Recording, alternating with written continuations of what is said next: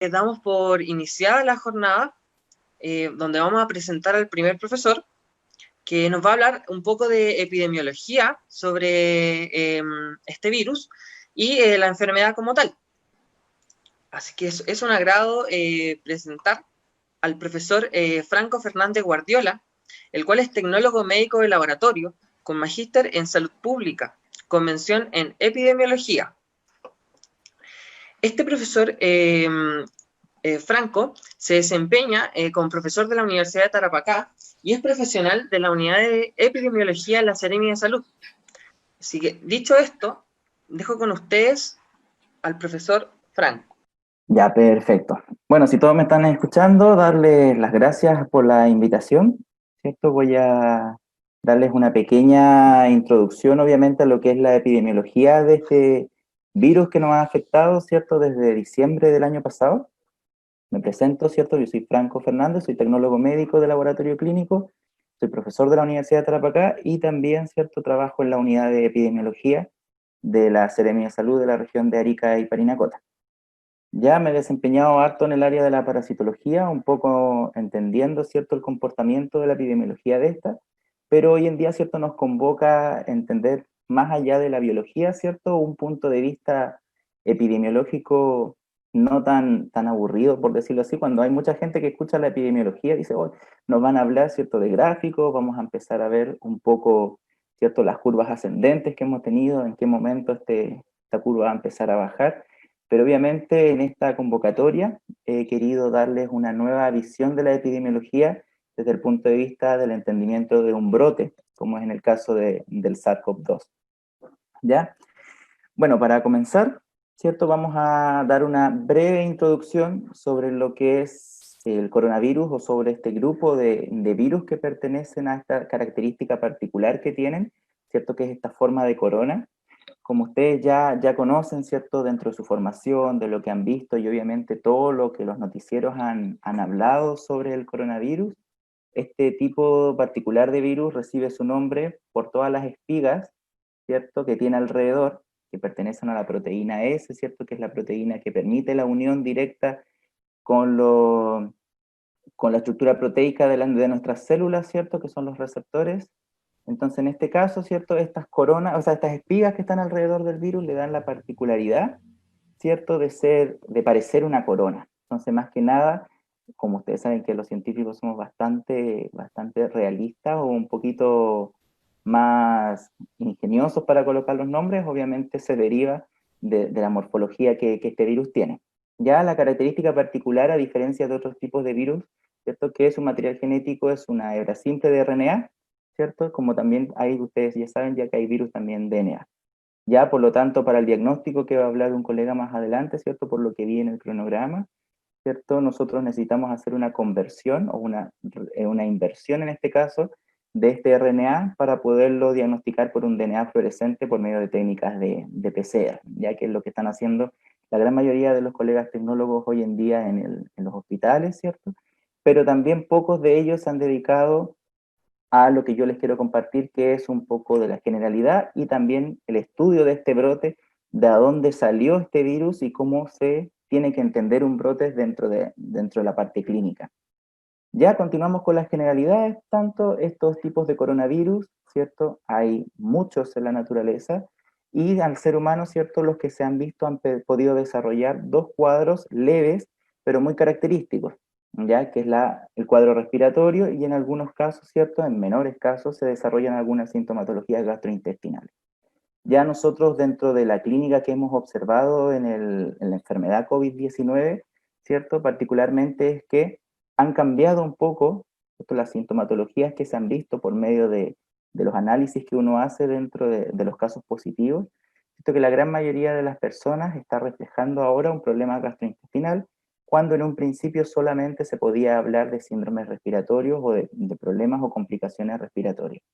Ya se ha visto también que hay un porcentaje no tan significativo, pero sí bastante importante a tener en consideración, que hay un grupo fundamental de personas, ya que particularmente han referido tener una pérdida de apetito y generalmente, ¿cierto?, se está asociando. El último estudio que hizo el London School of Hygiene and Tropical Medicine en Londres, ¿cierto? Habla de que la gran mayoría de las personas, por lo menos en Europa, ha reflejado tener una pérdida de apetito, ¿ya? Y por lo tanto esto está considerado como uno de los nuevos signos de alerta, ¿cierto? Para poder saber si una persona podría estar cursando un cuadro o no de coronavirus. A lo largo de los estudios que nosotros hemos hecho en nuestra región y también entendiendo por lo que comparten otros colegas en las unidades de epidemiología, puede haber variables cuadros de síntomas y signos, ¿cierto? Pero todos calzan en la tos, ¿cierto? La fiebre sobre 37 grados, podemos observar también algunos problemas de dificultad respiratoria, podemos observar el dolor de garganta, el dolor muscular y la cefalea. Ahora, los virus son, no sé, yo siempre le he dicho a mis alumnos dentro de la asignatura de microbiología, nosotros tenemos que tener claro que los bichos siempre van a ir a un paso adelante que nosotros, están desde antes que nosotros y si han sobrevivido es obviamente porque tienen la metodología para poder adaptarse, ¿cierto? A las complicaciones y adaptarse también a las terapias que nosotros hemos ido desarrollando, específicamente las bacterias, ¿cierto? Y también la capacidad mutagénica de los virus. Entonces, en este caso, también ellos pueden desarrollar ciertos cuadros de enfermedades severas, como es el del caso del síndrome respiratorio agudo severo, que es el SARS, ¿cierto? Que fue en China el 2013.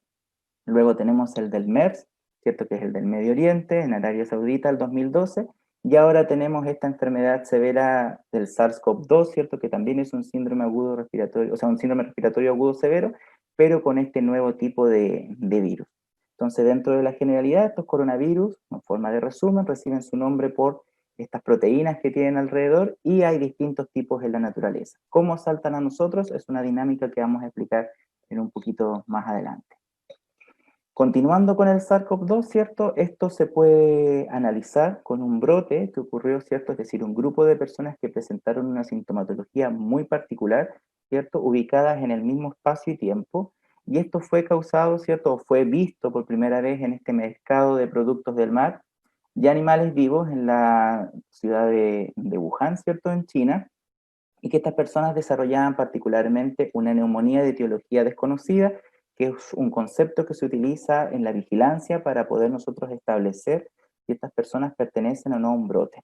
Por ejemplo, en el mercado de Wuhan, ¿cierto? Se presentó este cuadro donde mucha gente presentaba una sintomatología muy parecida a la neumonía, pero en esos momentos nosotros no teníamos antecedentes, ¿cierto?, de que podían pertenecer a un virus ya conocido, ¿ya? O si era un virus completamente nuevo.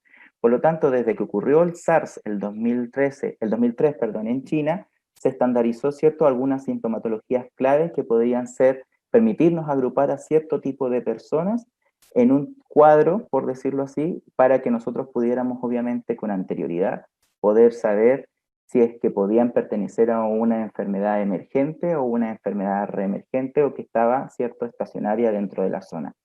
Entonces, ese concepto de neumonía, ¿cierto?, fue lo que nos permitió a nosotros dar la primera señal de alerta de que se podía estar desarrollando un brote y qué potencialidad tenía este brote de poder migrar, ¿cierto?, que fue lo que causó obviamente la diseminación a nivel mundial generando esta pandemia. Todo parte, ¿cierto?, primero de una persona enferma, ¿cierto?, una persona que presenta no sé si me escuchan bien, hay un micrófono prendido por ahí. Sí, ahora sí, ya. Todo parte, ¿cierto?, de una persona enferma que presenta la sintomatología y que al mismo tiempo, ¿cierto?, este desarrollo de cuadro de signos y síntomas, ¿cierto?, permite al mismo tiempo, se fue viendo que distintas personas, tanto las personas que atendían a esta persona enferma, que era el personal del área de la salud, como también familiares, desarrollaban cuadros sintomáticos muy parecidos. Por lo tanto, se tenía antecedentes ya de que esta enfermedad podía ser transmisible, porque también había una relación espacio-tiempo, no tan solo en las personas que estaban en la zona cero, por decirlo así, en el mercado de Wuhan, sino que también podía ser transmitido a otras personas. A lo largo entonces de esto, nosotros ya conocemos la historia, esta enfermedad se transmitió a todo el mundo y obviamente las medidas que nosotros hemos ido implementando, como también aquellas medidas que se han dado de baja, han permitido, ¿cierto?, que se disemine aún más y también hemos tratado de lograr con medidas de contención, ¿cierto?, tratar de disminuir la curva, pero obviamente no siempre es lo mismo. Yo me he dedicado un poco a la parte de la malaria y tenemos el mismo concepto, ¿ya? Tenemos el mismo error generalmente que aplicamos una misma estrategia vista en otro país, aplicándola a nuestro país, considerando que si funciona allá, obviamente va a funcionar en nosotros, y nosotros tenemos que ver nuestras propias realidades. Obviamente, el nivel de riqueza, el nivel de situación económica, el nivel de probidad que nosotros podríamos entregarle como gobierno, así hablando, hacia las personas, obviamente también tiene que ir en función de la estrategia que nosotros vamos a desarrollar. ¿Ya?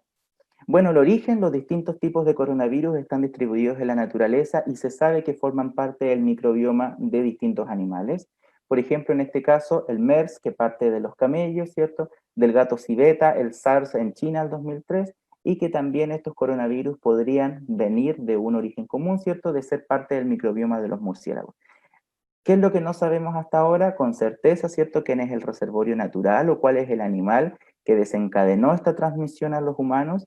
Y esta transmisión, cierto, que ustedes todos conocemos con los conceptos de zoonosis o enfermedades infecciosas zoonóticas, cierto, se debe principalmente a nuestra estrecha relación con animales que son generalmente salvajes y obviamente nosotros no tenemos los mismos cuidados y no lo estamos considerando como mascota. O sea, ustedes sabían que en ese mercado es para consumo. Por lo tanto, parte de la mayoría de las enfermedades infecciosas que han saltado a nosotros, ¿cierto? Por este spillover o derrame, ¿cierto? De microorganismos de un grupo animal, ¿cierto? Al grupo animal humano, obviamente se debe, ¿cierto? A nuestra intervención dentro del mundo salvaje. Nosotros sabemos que hay distintos tipos de virus que están inmersos en la naturaleza, no conocemos todos de ellos y por lo tanto, mientras más ingresamos a ellos, más existe la posibilidad de que ellos salten a nosotros. ¿Cómo se transmite entre humano a humano? ¿Cierto? Que fue la primera visión que la OMS tuvo que estimar para poder generar los protocolos de contención y las estrategias, parten, ¿cierto?, de la noción de que puede ser por contaminación indirecta, como también recibir las gotitas, ¿cierto?, de una persona de forma directa. La contaminación en este caso puede ser la más particular de todas, ¿cierto? Cuando nosotros recibimos estas gotitas, cuando una persona las expulsa por medio de la tos, por medio del estornudo, ¿cierto? Que pueden venir, ¿cierto? Al hablar, al respirar, al exhalar en este caso. Entonces, en ese momento nosotros podemos recibir las gotitas, ¿cierto? Que provienen de otra persona que está infectada con COVID-19, ¿cierto? O que tiene la enfermedad de COVID-19 y por eso nosotros podemos tener la posibilidad en este caso de enfermarnos, ¿ya? Y desarrollar el cuadro. Si es que cae obviamente en las superficies mucosas, ¿cierto? Como la boca, la nariz y los ojos. Sin embargo, también existe la posibilidad de una transmisión indirecta en donde nosotros podemos contaminarnos cuando utilizamos, ¿cierto? O tocamos una superficie que está contaminada, ¿cierto? Con gotitas, ¿cierto? De una persona que anteriormente depositó ahí, ¿cierto? O que puedan permanecer. Muchos han hablado de los tiempos que permanecen estas gotitas y la supervivencia del virus, obviamente, en esta superficie es muy cuestionable, por lo tanto, gran parte de ustedes ya habrán visto que las medidas son la desinfección y obviamente el uso de la mascarilla.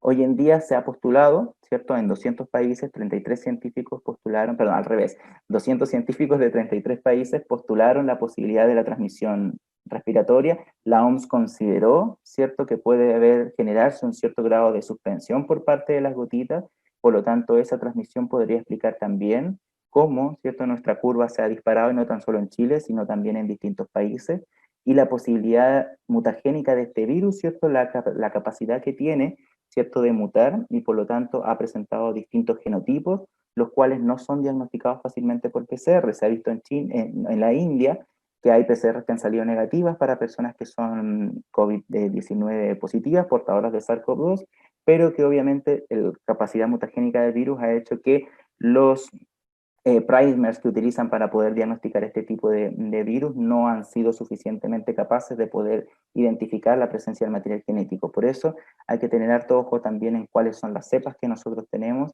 Y otro punto importante es cuál es el grado de inmunidad que nos desarrolla, ¿cierto? Cuando una persona ya ha desarrollado el cuadro. La parte de la epidemiología, bueno, les mostré, tengo estos gráficos acá que no quiero, ustedes si quieren saber de gráficos, yo siempre lo he dicho, el gobierno todos los días lo habla, ¿cierto? Nosotros, la OMS también lo dice, pero es gran parte de la epidemiología que a mí no me gusta explicar, si bien es bonita, ¿cierto? Graficar es súper entretenido, estadística súper, como tecnólogo decimos, pucha, vamos a ver estadística en segundo año y no lo vamos a ver más, pero cuando tú te dedicas a la epidemiología lo ves todos los días, ya porque obviamente gran parte de las variables que nosotros utilizamos para poder identificar tanto a un caso sospechoso como a un caso probable, ¿cierto? O a los contactos estrechos de un caso confirmado, Todas estas variables forman parte de un alto contenido que se va a proyectar después en un índice estadístico, ¿ya?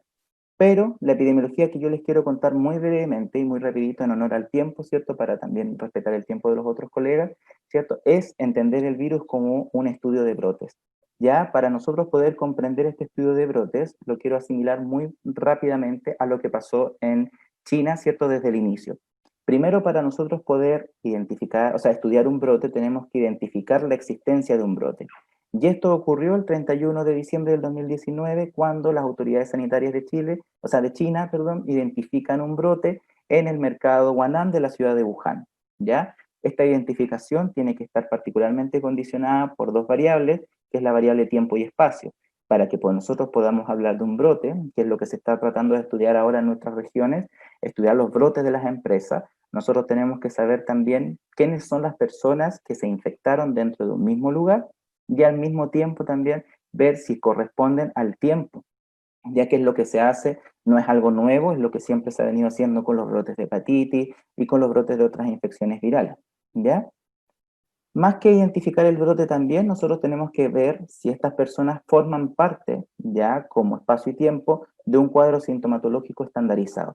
Y eso es lo que se estandarizó, como dije anteriormente, con el SARS, ¿cierto?, el 2003, en donde se estandarizó cuál es la neumonía, ¿cierto?, o cuáles son los síntomas y signos que corresponden a una neumonía de etiología desconocida. Fue el concepto que se instauró y se utilizó para poder, ¿cierto?, nosotros asumir rápidamente que si existía un brote con sintomatologías muy parecidas a las que se vieron en el SARS, nosotros podíamos identificar, ¿cierto?, y poder instaurar las estrategias correspondientes para que estas personas pudieran hacer su cuarentena preventiva y si es que pudieran hacerse los diagnósticos presuntivos de forma rápida, poder gestionar los aislamientos correspondientes. Y esto se debía principalmente a la experiencia que se tuvo en China. Por lo tanto, esta neumonía, más que estandarizarla, nos sirve para nosotros poder saber, ¿cierto?, cómo localizar un brote, sacar a la gente de ahí y poder también contenerlo y que no escape desde la zona de donde todo esto inició, que fue obviamente lo que no pasó, pero fueron medidas que se hicieron. Ya esto tampoco es un juego de irresponsabilidad, son medidas que se implementaron. China tiene mucha experiencia en estudio epidemiológico de brotes, pero obviamente yo siempre, lo vuelvo a repetir, siempre ellos van adelante que nosotros, por lo tanto siempre el mínimo error, es lo mismo que le digo a los COVID positivos cuando los entrevistamos, el mínimo error puede desencadenar, ¿cierto?, que nuestras medidas o estrategias de prevención terminen no funcionando como uno espera. Cuando se identifican brotes, ¿cierto?, nosotros introducimos las intervenciones tempranas. Lo primero es, ¿cierto?, las técnicas de diagnóstico, empezar a desarrollar, ¿cierto?, alguna técnica de diagnóstico para poder descartar, ¿cierto?, si este corresponde a un agente previo o no. Sin embargo, para nosotros poder contener el brote, antes de entrar en el diagnóstico, tenemos que poder delimitar la área. Y esto los chinos lo hacen en enero, ¿cierto?, en donde cierra este mercado para evitar que más gente entre, pensando de que obviamente el foco de todo esto parte, ¿cierto?, de algún animal que pudo haber tenido contacto, ¿cierto?, con un chino, ya en este caso por medio del consumo o por medio de los animales vivos, ya quizás se transmitían por un fecalismo, ¿cierto? No teníamos en ese momento la noción de cómo pudo haber llegado, ¿cierto?, del animal al humano, y hasta ahora, ¿cierto?, todavía estamos viendo qué animal es, ¿cierto? Por genética podemos saber si es que pertenece a algún tipo de o animal o no. Se habló del pangolín, ¿cierto? Después se descartó el pangolín, pero se tienen todavía sus sospechas. Bueno, ahí es a debate científico, pero la primera medida preventiva que hizo en este caso China fue cerrar el mercado y delimitar la área y que se eliminaran los consumos de estos tipos de animales. La identificación de la gente va muy de la mano con la identificación, o sea, con la intervención de medidas tempranas, ya que para nosotros poder saber si es una enfermedad reemergente, emergente o una enfermedad estacionaria, tenemos que diagnosticarlo, y para eso China, ¿cierto?, encontró el genotipo de este virus, que a la semana posterior, la semana aproximadamente del 12 de enero, lo comparten al mundo para que se puedan desarrollar nuevas medidas de diagnóstico. En base a eso, se establecen nuevas medidas de desarrollo de estrategias, ¿cierto?, para generar, ¿cierto?, distintos tipos de cooperación, no tan solo un país, sino que distintos países puedan intervenir con nuevas medidas de contención para evitar, ¿cierto?, de que el virus entre a su país, cruce las fronteras. Hay muchas medidas que uno podría mencionar dentro del brote, pero cuando uno se remonta a esos días, ¿cierto? Estábamos todos pendientes de que hoy hay un caso en China, bueno, ahora son 44, ahora son 77, oye, pasaron los 100, hay un caso en Tailandia ahora, hay un caso en Indonesia ahora, entonces las medidas obviamente tienen que ir en relación a cómo es el país, las condiciones del país, y yo le vuelvo a repetir, no puedo tomar las mismas medidas que otro país porque tengo que ver mi realidad. Y eso también juega en contra porque las distintas realidades, ¿cierto?, no permiten que, que en este caso el virus sea contenido de igual manera, y por tal motivo también se puede desarrollar esta probabilidad de que entre, ¿cierto?, el virus a los países. Y es lo que pasa también en Chile, ¿cierto?, que si bien nosotros tenemos medidas muy estrictas, tenemos cordones sanitarios, ¿cierto?, tenemos centros centinelas de investigación, ¿cierto?, aún así, por lo menos en Arica, nosotros tenemos pasos inhabilitados en el desierto, donde gente de otros países cruza, y también hemos podido desarrollar cuadros, o sea, desarrollar ciertos pequeños brotes en empresas también, ¿ya?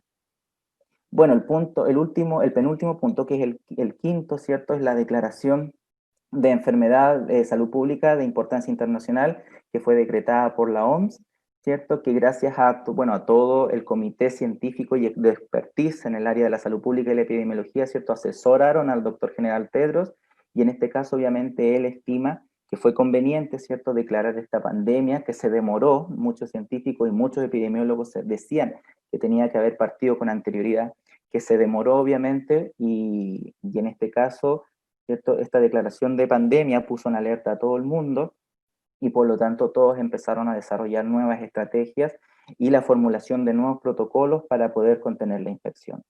Si ustedes tienen, ojalá no tengan un familiar COVID positivo y estén a la espera o los han llamado, ¿cierto? Gran parte de las entrevistas dicen, esto es parte del protocolo, ¿ya? Porque si bien es muy fácil decirlo para nosotros por teléfono, yo también tengo familiares COVID positivos en residencia ahora, es súper fácil hablar, ¿cierto?, que es parte de los protocolos, pero estos protocolos parten, ¿cierto?, de experiencias ya vividas y de estrategias, ¿cierto?, que buscan desarrollar nuevas posibilidades, ¿cierto?, para contener el virus. Si bien se ha visto que ahora ha disminuido un poco nuestras tasas, ¿cierto?, de parte de incidencias, han bajado un poco los casos, ¿cierto?, nosotros no podemos bajar tampoco la guardia, ¿ya? Y muy poco, muy breve, las últimas 3 diapositivas, ¿cierto? Cómo nosotros podemos medir que que un agente infeccioso, en este caso viral, tenga una potencialidad mayor, ¿cierto?, de ser transmisible de una persona a otra. Y con eso se mide, ¿cierto?, con el índice de reproducibilidad, que es el R0, en donde nosotros podemos medir el número medio de transmisiones que se logran, ¿cierto?, cuando una población completa es susceptible.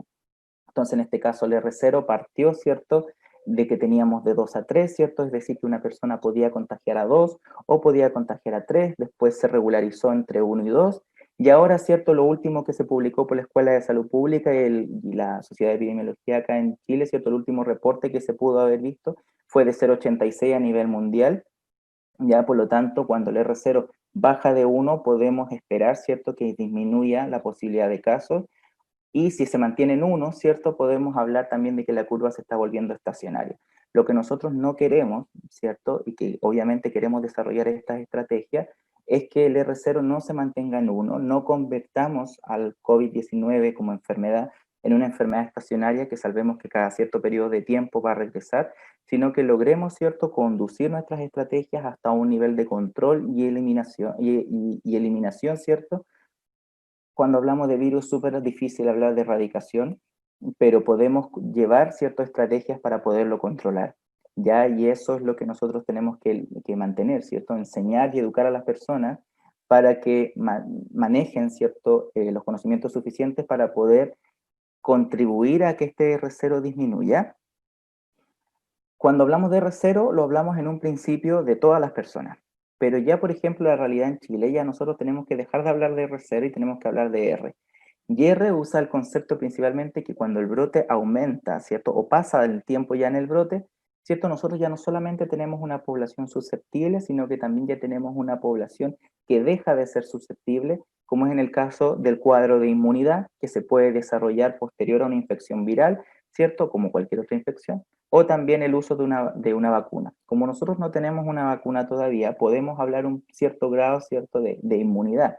Sin embargo, muchos infectólogos han debatido el concepto de qué grado de inmunidad puede desarrollar este virus y qué tan efectiva es, cada cuánto tiempo se desarrollan los primeros IgM, cada cuánto tiempo se desarrollan las primeras IgG, cuánto dura esta carga de inmunidad, ¿cierto?, que puede ayudarnos a tener una nueva infección. Hemos tenido casos, ¿cierto?, que hemos visto, bueno, ustedes vieron en las noticias que Osandón dio de nuevo. Nosotros en Arica actualmente tenemos personas que fueron diagnosticadas en enero y que están volviendo a dar COVID positivo, y por lo tanto en ese caso tenemos todavía un debate a hablar, ya entre epidemiólogos, entre infectólogos, ya poder saber qué tan buena es esta, inmunólogos sobre todo, qué tan buena es esta inmunidad, ¿cierto? Cada cuánto tiempo se desarrolla, nos puede asegurar, ¿cierto?, que no nos va a volver a dar COVID, o si nos da el COVID vamos a desarrollar la misma sintomatología o vamos a pasar a ser asintomáticos, ¿ya? Entonces en este caso Profesor, nosotros, ¿sí? queda los últimos minutos, por favor. Ya, me queda la última diapositiva. Ya, genial, Ya, gracias. entonces, eso es para hablar del R, ¿cierto? Hablamos del R0 como un cuadro de personas susceptibles, y de R, cuando ustedes vean por qué dice R0 acá y acá sale RE, RT o R sola, es porque ya hablamos de personas que tienen un cierto grado de inmunidad y tenemos que descontarlas del grado de susceptibilidad. Y la última diapositiva, bueno, me quedaban dos, pero voy a hablar súper rápido. La tasa de transmisión secundaria ya se define como aquella situación específica en donde una persona positiva tiene la probabilidad de infectar a más personas, en este caso las personas que viven con ellos. Y de aquí salto rápidamente al trabajo interdisciplinario, ya, bueno, el trabajo interdisciplinario, decía interdisciplinaria, su compañero me corrigió anoche, pero hoy día se me olvidó arreglarla, ya. En este caso, nosotros como Seremi de Salud, tanto en todas las regiones, tenemos un grupo multitudinario de distintas personas que tienen distintas disciplinas. Y esta, la finalidad que tiene, es nosotros poder rastrear al COVID positivo y hacer las entrevistas acordes, ¿cierto?, para poder diagnosticar o poder identificar cuáles son los contactos estrechos. Es decir, personas que no son positivas, pero que tienen una íntima relación con el COVID positivo. Viven en la misma casa, no siempre utilizan mascarilla, más allá de 15 minutos, ¿cierto?, se mantienen bajo el mismo techo y no siempre cumplen la distancia de 1 metro. Entonces, en ese caso, nosotros hacemos énfasis en el concepto de la tasa de transmisión secundaria, que a diferencia del R0 es una de las más peligrosas, porque el R0 podemos ver personas positivas sobre una población susceptible, pero en el caso de la tasa de transmisión secundaria vemos las personas que están susceptibles a partir de un COVID positivo, y obviamente el aumento de transmisión se debe principalmente a eso, que no tenemos la capacidad todavía de diagnosticar a todos los COVID positivos, pero cuando diagnosticamos a un COVID positivo tenemos que intervenir con las medidas y estrategias necesarias para poder identificar a cuáles son los contactos estrechos. Si no lo hacemos bien, un contacto estrecho puede convertirse en un COVID positivo y toda la familia, como se ha visto casos, puede llegar a tener la misma infección. ¿Ya? Bueno, chicos, ahí todos estamos listos. En honor al tiempo, a los pocos minutos, estoy abierto a preguntas. Muchas gracias, profesor Franco. De nada, pues. Claro, como dice el profesor, pueden hacer las preguntas que tengan por el chat. Hasta el momento hay 2 preguntas. ¿Ya? Muy buena la presentación, profesor, pero hay una pregunta que se relaciona con la toma de muestra para evitar falsos negativos. No sé si prefiere que la dejemos para la próxima exposición porque quizás tenga algo más de relación con ella. Claro, yo, bueno, le puedo responder generalmente asociarla un poco a los indeterminados, ya que nosotros desde el punto de vista de la epidemiología hemos visto muchos casos que son indeterminados, y la gran mayoría de ellos se debe a una mala toma de muestra, que hemos tratado de intervenir también en las personas que toman la muestra capacitándola, y obviamente también eso puede desarrollar que en realidad sea una persona negativa, o que en realidad sea, cierto, una persona positiva, pero con no las condiciones suficientes. Yo preferiría, para obviamente dejarle las preguntas al colega que va a hablar de PCR, que nos pueda orientar más en ese tiempo, pero dentro de la parte epidemiológica los indeterminados están muy asociados a la mala toma de muestras. Muchas gracias, profesor. Otra pregunta dice, frente a los rebrotes, ¿se puede volver a hablar de R0? Cuando nosotros estamos hablando de un rebrote, ya en ese caso nosotros estaríamos manteniendo el concepto de R, porque obviamente podemos identificar, ¿cierto? Que si, bueno, por ejemplo, habrá 10 personas. Si estas 10 personas obviamente resultan infectadas en un momento, ¿cierto? O quizás 9 resultan infectadas y el otro resulta ser un caso probable, nosotros en ese caso podríamos hablar solamente de R, porque tenemos que ver cuál es el grado de susceptibilidad que se desarrolló y quiénes son los que tuvieron la capacidad de desarrollar inmunidad, ¿ya? Y cuál es el grado de inmunidad, ¿ya? Porque en este caso, Cuando una persona desarrolla un cierto grado de inmunidad, pero la inmunidad no es efectiva, ya como es en el caso de las personas, por ejemplo, inmunocomprometidas, que por eso tienen que hacer una cuarentena, un aislamiento, perdón, de 28 días para poder asegurar, ¿cierto?, de que no influya en su grado de inmunidad, nosotros tendríamos que considerar, evaluar, ¿cierto?, cuál es el grado de inmunidad de las personas y cuál también es su grado de susceptibilidad. No tan solo centrándonos en el concepto, sino que también tenemos que ir de la mano ahí con el PM y evaluar, ¿cierto?, los parámetros clínicos que nos permiten identificar si una persona es susceptible o no es susceptible, ¿ya? Por ejemplo, en el caso de la vacuna, si tuviéramos una vacuna, ahí obviamente podríamos hablar solamente de R, porque tenemos gente con inmunidad asegurada. Sin embargo, si tenemos una inmunidad natural que se está desarrollando por una previa exposición, tenemos que ver qué grado de inmunidad tiene y qué grado de susceptibilidad le va a entregar hasta al nuevo brote. Entonces, en este caso, yo preferiría, desde nuestro concepto y como lo hemos manejado en Arica, preferiría hablar simplemente de R, porque hablamos de un concepto donde hay susceptibilidad, pero también hay un grado de inmunidad que tiene que ser evaluado. Muchas gracias, Maximiliano, también le agradece por la respuesta. Y otra pregunta que tenía relación con la que acaba de responder, dice, la población susceptible, ¿somos todos o solo la población que tiene factores de riesgo? Bueno, los factores de riesgo obviamente están muy de la mano, ¿cierto? Con el cuadro que va a desarrollar la infección. Sin embargo, la población susceptible somos todas aquellas personas, ¿cierto?, que vivimos en un mismo espacio y tiempo. Es decir, por ejemplo, en Arica, en este caso voy a ejemplificar con mi región, todas las personas son susceptibles. Ahora, el cuadro de infección, ¿cierto?, o cómo la infección va a desarrollarse dentro de una persona, va a depender obviamente de la comorbilidad, de la edad, pero en estos momentos nosotros nos hemos dado cuenta, ¿cierto? Y hemos podido ver, ¿cierto? Que en este caso la edad es sumamente relativa, ¿cierto? Con la infección. Todas las personas han podido desarrollar la infección. Tengo una persona, un niño que es indeterminado que lleva 5 días de nacido, ya que de hecho tengo que entrevistarlo en un rato más, bueno, no a él, a la mamá, ¿cierto? Para tratar de evaluar esta situación. Entonces, toda persona susceptible es toda la persona que viva, ¿cierto? En espacio y tiempo cercana, ¿cierto? Y que cumpla con ciertos criterios cercana a un caso COVID positivo. Genial, profesor. Vamos a realizar la última pregunta para ir finalizando la presentación.